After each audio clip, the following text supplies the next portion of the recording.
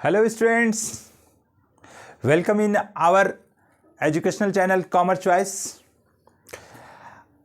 आप सभी को हमारे एजुकेशनल चैनल कॉमर्स चॉइस में स्वागत है और इस चैनल के माध्यम से कॉमर्स से रिलेटेड सारी जानकारियां आप तक पहुंचाई जा रही है। आशा और उम्मीद है कि आप सब इस चैनल से काफ़ी लाभान्वित हो रहे होंगे। तो आज का क्लास में मैं आईकॉम फर्स्ट ईयर का डॉक्टर एस.के. सिंह का बुक है एसपीपीडी का बुक, उससे मैं उठाया हूँ चैप्टर अकाउंटिंग सिस्टम, जो एक व्यापारिक जगत में अकाउंट्स की क्या भूमिका होती है। जैसा कि सर्वविदित है और सब लोग को मालूम है कि there are 3 types of the business, मतलब कि जो व्यापार का रूपरेखा है वह 3 प्रकार का होता है। एक एकाकी व्यापार, दूसरा साझेदारी व्यापार और तीसरा ज्वाइंट स्टॉक कंपनी।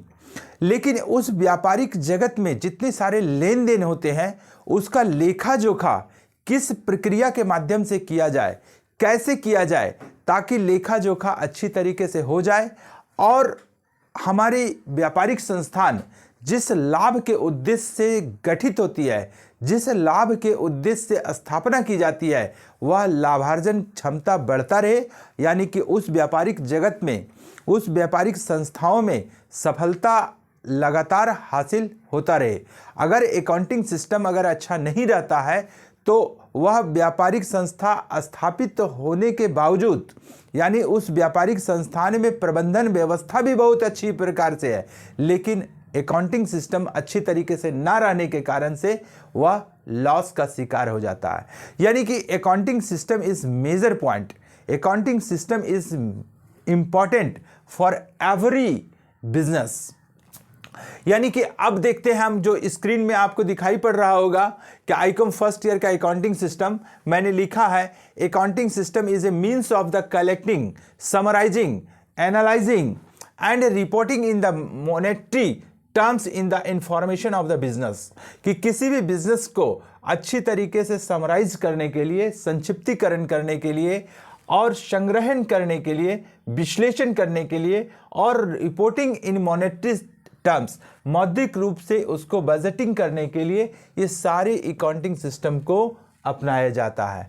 यानी कि कहा जाए तो व्यावसायिक लेन देनों एवं घटनाओं को लिखने के लिए विकसित की गई प्रणाली और उन्हें इस प्रकार लेखा करना कि इसकी नीतियां तथा क्रियाविधि या प्रक्रिया का अनुपालन हो, लेखांकन प्रणाली के दायरे में आता है।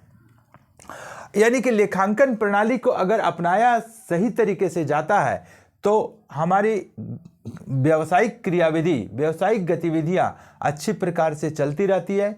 जो चीज़ हम लोग आशा और उम्मीद करते हैं कि आने वाले निर्धारित समय में हमें इतना लाभ हो जाना चाहिए, इतने सारे प्रोडक्ट का निर्माण हो जाना चाहिए, इतनी सारी मैनेजमेंट अच्छी तरीके से हो जाना चाहिए, तो सारी चीज़ हासिल होने की संभावना बनी हुई रहती है। लेकिन अगर इसके विपरीत स्थिति में सोचा जाए कि अकाउंटिंग सिस्टम को हम सही तरीके से नहीं अपनाते हैं, रफ टफ में हमारा बिजनेस चलता रहे, तो हो सकता है कि आने वाले निर्धारित समय में जो चीज़ चाहत हम रखते हैं कि हमारी लाभ इतनी होनी चाहिए, हमारी प्रबंधकीय व्यवस्था इतनी होनी चाहिए, हमारे कंपनी में प्रोडक्ट जो निर्माण हो रहा है या हमारी पार्टनरशिप फर्म हो या सोल ट्रेड हो, जहां हम डिस्ट्रीब्यूशन का वर्क कर रहे हैं, जहां पर क्रय और विक्रय का कार्य हम कर रहे हैं, तो हम सोचते हैं कि इतना हमारा विक्रय हो जाना चाहिए, लेकिन वह विक्रय उतने ज़्यादा संख्या में ना हो पाता है।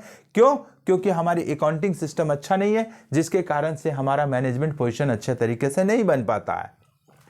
यानी कि अकाउंटिंग सिस्टम को कौन सा अपनाया जाए, किस प्रकार का, पूरे विश्व में कितनी प्रकार के अकाउंटिंग सिस्टम है, ये देखा जाए। टाइप्स ऑफ अकाउंटिंग सिस्टम में देखना है कि लेखांकन की 4 पद्धतियां होती है। There are 4 types of the accounting system.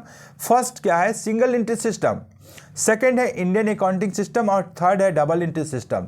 ये तीनों चीज में विश्लेषण करने की जरूरत नहीं है, क्योंकि ये विलुप्त हो चुका है एक अर्ली प्रणाली, यानी single entry system. Single entry system में छोटे रूप में मैं आपको यहाँ चर्चा कर दे रहा हूँ कि सिंगल एंट्री सिस्टम में केवल प्रत्येक लेन देन के दो पहलू होते हैं जरूर, ये सभी लोग जानते हैं, एक लेने वाला एक देने वाला, लेकिन इन सिंगल एंट्री सिस्टम में ब्यौरा जो लिखा जाता था वह केवल और केवल एक पक्ष को लिखा जाता था, जिसके कारण से गबन होने की संभावना ज़्यादा होती थी।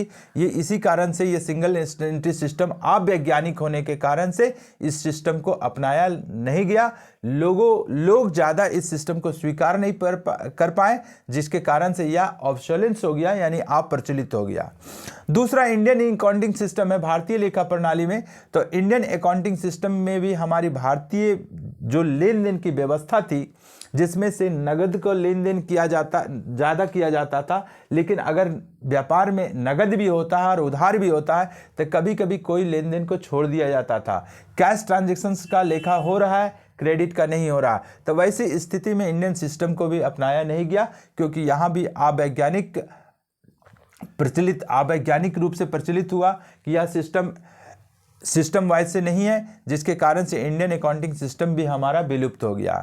अब आता है क्या कि पूरे तीसरा क्या है, डबल एंट्री सिस्टम। ये दोहरी लेखा प्रणाली, ये पूरे विश्व भर में यह सर्वमान्य है और पूरी तरीके से वैज्ञानिक पद्धति है।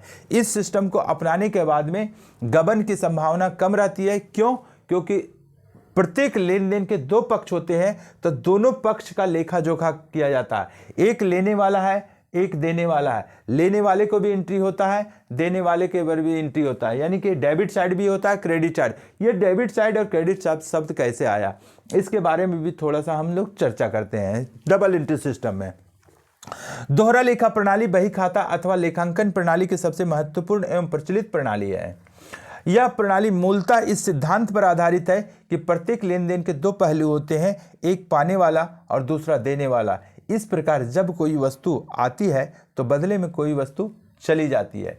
इस प्रणाली के अंतर्गत प्रत्येक लेन देन के एक पक्ष को नाम यानी डेबिट और दूसरे पक्ष को जमा यानी क्रेडिट किया जाता है।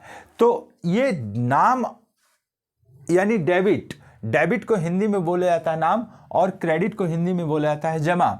लेकिन ये डेबिट और क्रेडिट करने का जो सिस्टम होता है वह किस रूप में होता है? तो किसी व्यक्ति यानी खाता का जो सिस्टम जो आता है, किसी व्यक्ति, संस्था अथवा वस्तु से संबंध रखने वाले सभी व्यावसायिक लेन देनों को एक स्थान पर संक्षिप्त और व्यवस्थित रिकॉर्ड करना, अभिलेख करना, वह खाता के श्रेणी में आता है। यानी कि एक महीना का अगर दायरा लिया जाए तो अगर राम है तो राम उस बिजनेस से कितना लेन देन करता है एक महीना में या एक वर्ष में, तो उसका सारे लेन देन का लेखा जोखा एक जगह संग्रहित कर दिया जाता है, तो वह उसका अकाउंट के सिस्टम पर आता है, यानी कहा जाता है कि वह राम का खाता है। तो देखा क्या जा रहा है कि आखिर खाता कितने प्रकार के होते हैं। तो there are 3 types of the account. First account is the personal account, second account is the real account and third account is the nominal account. तो ये अकाउंट का जो सिस्टम लाया तो किसने लाया, ये भी सवाल है। आपको मैं यहाँ पर भी बता देता हूँ कि सन 1494 ईस्वी में इटली के वेनिस नगर में लुकास पेसियोली ने एक पुस्तक प्रकाशित किए, जिसमें से एक सुम्मा डे के नाम से ये पुस्तक प्रकाशित हुई थी, प्रिंसिपल ऑफ अकाउंटिंग सिस्टम, जिसमें से यह ब्यौरा दिया गया था, लिखा गया था कि अकाउंट्स जो होते हैं वह 3 प्रकार के होते हैं, पर्सनल अकाउंट, रियल अकाउंट और nominal account. The personal account is related from the individual, any person.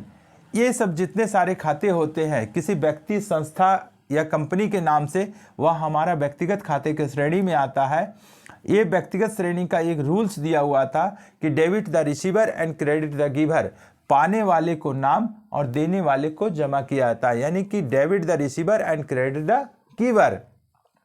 अब रियल अकाउंट में क्या होता है कि real account relate from the wealth, माने किसी संपत्ति या दायित्व से संबंधित खाते को वास्तविक खाते में के दायरे में लाया जाता है।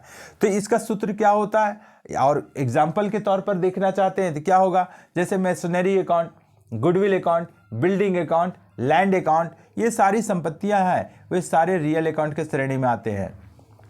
इसका रूल्स क्या दिया हुआ है डबल एंट्री सिस्टम के आधार पर, debit what's come in and credit what goes out. जो आता है उसको डेबिट और जो चला जाता है उसको क्रेडिट किया जाता है। और थर्ड अकाउंट जो हमारा इंपॉर्टेंट है, नॉमिनल अकाउंट, इसको बोला जाता है अवास्तविक खाता। ऐसे खाते जो लाभ हानि आय व्यय से संबंध रखता है वैसे खाते हमारे अवास्तविक खाते की श्रेणी में आते हैं। इसका सूत्र क्या है या एग्जाम्पल पहले देख लेते हैं कि नॉमिनल अकाउंट का एग्जाम्पल क्या हो सकता है। जैसे वेजेज अकाउंट, वेजेज क्या है, मजदूरी खाता। मजदूरी या तो लेते हैं या तो देते हैं, तो या तो लॉस हो रही है या तो प्रॉफिट हो रहा है। या सैलरी अकाउंट, सैलरी मतलब वेतन, वेतन खाता, वेतन या तो लेते हैं या तो हम देते हैं। तो ऐसे खाते हमारे अवास्तविक खाते के श्रेणी में आ जाते हैं, यानी नॉमिनल अकाउंट में।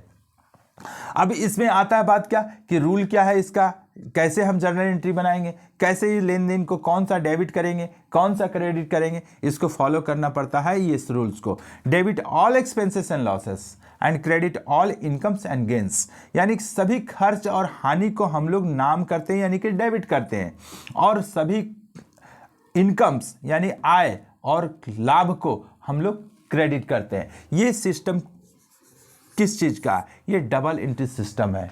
ये डबल एंट्री सिस्टम में ये बताया गया है कि जो भी रोजनामचा बनेगा आगे जा कर के कि व्यापारिक गतिविधि में जो लेन देन होती है उसको व्यवस्थित तरीके से लिखने की प्रणाली क्या होगी। सबसे पहले जर्नलाइजिंग किया जाता है, जर्नल एंट्री के बाद में उसको पोस्टिंग किया जाता है, पोस्टिंग करने के बाद उसको ट्रायल बैलेंस बनाया जाता है, उसके बाद ट्रेडिंग एंड पीएल अकाउंट बनता है, उसके बाद में बैलेंस शीट बनता है।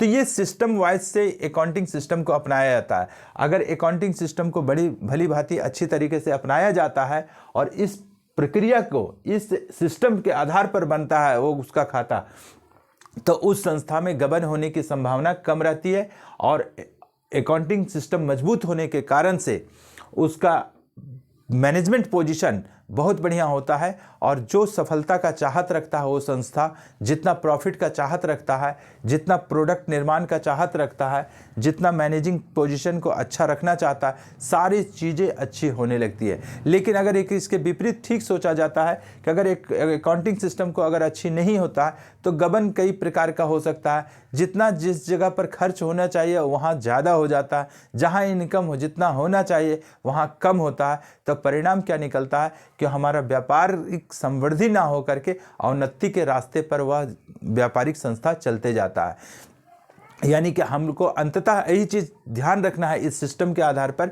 कि हमारा जो अकाउंटिंग सिस्टम है पूर्ण रूप से सबल होना चाहिए, पूर्ण रूप से वैज्ञानिक पद्धति पर होना चाहिए, पूर्ण रूप से नियम और नीतियों का पालन करना चाहिए। और यही एक डबल एंट्री सिस्टम एक ऐसा सिस्टम है जो आज की तारीख में पूरी दुनिया इसे मानती है कि यह प्रणाली पूर्ण रूप से वैज्ञानिक पद्धति पर आधारित प्रणाली है। इस प्रणाली को अपनाने से गबन होने की संभावना कम रहती है। अगर कोई गबन की वातावरण तैयार भी कर लेता है तो वह पकड़ में आ जाता है, यानी उसका इन्वेस्टिगेशन भी हो जाता है, उसका ऑडिट हो जाता है, तो यह पकड़ में आ जाता है। लेकिन अगर भारतीय लेखा प्रणाली और एकहरी लेखा प्रणाली को अगर अपनाया जाता है तो उसमें पकड़ तुरंत नहीं आ पाती, यानी उसमें इन्वेस्टिगेशन करना बड़ा ही दुष्कर कार्य हो जाता है, आसान कार्य नहीं होता, ऑडिट भी अच्छी तरीके से नहीं हो पाती है। लेकिन डबल एंट्री सिस्टम अपनाने के बाद में उसके खाते को प्रत्येक वर्ष में अंकेक्षण किया जाता है, ऑडिट किया जाता है। अगर ऑडिट में भी किसी प्रकार का गड़बड़ी हो जाती है तो आगे जाके 5 वर्षों के दरमियान में अनुसंधानकर्ता इन्वेस्टिगेटर उसके इन्वेस्टिगेशन करते हैं। अर्थात कहने का मतलब है कि इस प्रणाली के माध्यम से एक अच्छा वित्तीय वातावरण तैयार किया जा सकता है, वो संस्था अच्छे तरीके से गतिमान हो सकती है, सफलता के रास्ते पर जा सकती है। तो हमें उम्मीद है कि जो भी चीज़ आपको मोटिवेट किया गया इस चीज़ को अकाउंटिंग सिस्टम में, ये आपको अच्छी तरीके से समझ में आ गया होगा। इस अकाउंटिंग सिस्टम को अच्छी तरीके से समझने के बाद में मैं आपको नेक्स्ट क्लास में इसको कैसे कैसे हम जर्नल एंट्रीज किया जाता है, कैसे पोस्टिंग किया जाता है, कैसे ट्रायल बैलेंस बनाया जाता है, इसके बारे में मैं चर्चा करूँगा। आज की क्लास में मैं इतना ही बता रहा हूँ। Okay, thank you.